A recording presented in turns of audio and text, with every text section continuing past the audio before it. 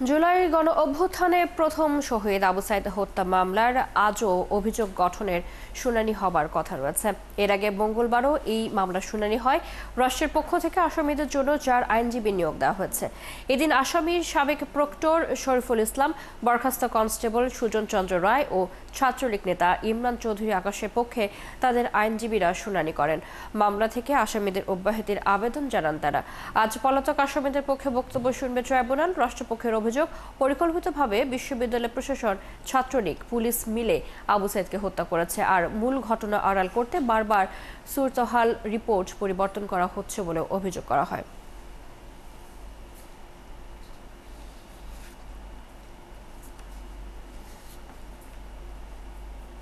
জুলাই গণ অভ্যুত্থানের প্রথম শহীদ আবু সাইদ হত্যা মামলার অভিযোগ গঠনের শুনানি হবার কথা রয়েছে আজ। সেই বিষয়ে জানতে একটু চলে যাচ্ছি আমাদের সহকর্মী সৈকত সাদিকের কাছে।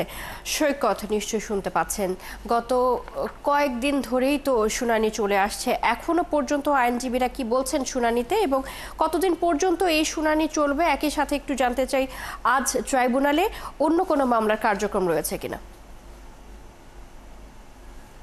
ঠিকই বলছিলেন যে জুলাই গণ অভ্যুত্থানের প্রথম শহীদ আবু সাইদ 2024 সালের 16ই আগস্ট যিনি রংপুরে শহীদ হয়েছিলেন এবং যার আত্মত্যাগের বিনিময়ে কিন্তু এই জুলাই গণ অভ্যুত্থানের আন্দোলনের মুডটা অনেকটাই ঘুরে গেছিল। সেই ঘটনায় যে আন্তর্জাতিক অপরাধ ট্রাইব্যুনালে যে মামলাটি দায়ের হয়েছে সেই মামলায় আজকে তৃতীয় দিনের মতো অভিযোগ গঠনের উপর শুনানি হবে। প্রথম দিন রাষ্ট্রপক্ষ থেকে অভিযোগ গঠনের শুনানি করেন চিফ প্রসিকিউটর তাজুল ইসলাম। এরপর গতকালকে 3 জন আসামির পক্ষে তাদের যে আইনজীবী রয়েছেন তারা শুনানি করে, যার মধ্যে একজন ছিলেন প্রক্টর শরীফুল ইসলাম, তার পক্ষে আইনজীবী আমিনুল গনি টিটু তিনি শুনানি করেন। কনস্টেবল সুজন চন্দ্র রায়, তার পক্ষেও শুনানি হয় এবং একজন ছাত্রলীগের যে নেতা ইমরান চৌধুরী আকাশ, তার পক্ষেও শুনানি হয়।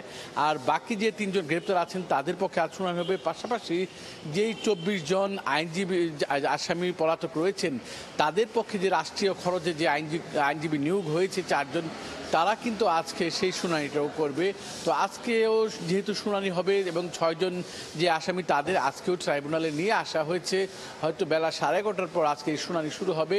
এবং এই মামলায় যেহেতু আজকে তৃতীয় দিনের মতো শুনানি যদি হবে, যদি আজকে শুনানি শেষ হয়, বিচারপতি নজরুল ইসলাম চৌধুরীর নেতৃত্বাধীন ট্রাইব্যুনাল 2-এ যদি আজকে শুনানি শেষ হয়, তাহলে অভিযোগ গঠনের আদেশের ব্যাপারে যে একটা দিন ধার্য হবে, মানে যেদিন থেকে যে এই মামলার যে বিচার কাজ আনুষ্ঠানিকভাবে শুরু হবে, যে অভিযোগ গঠনের পর তো মামলার সাক্ষ্য কার্যক্রম শুরু হবে, সব মিলিয়ে বলা চলে যে হয়তো আজকে এই মামলার এই শুনানিটা অভিযোগ গঠনের শুনানিটা শেষ হতে পারে, এমনটাই আমরা প্রত্যাশা করছি।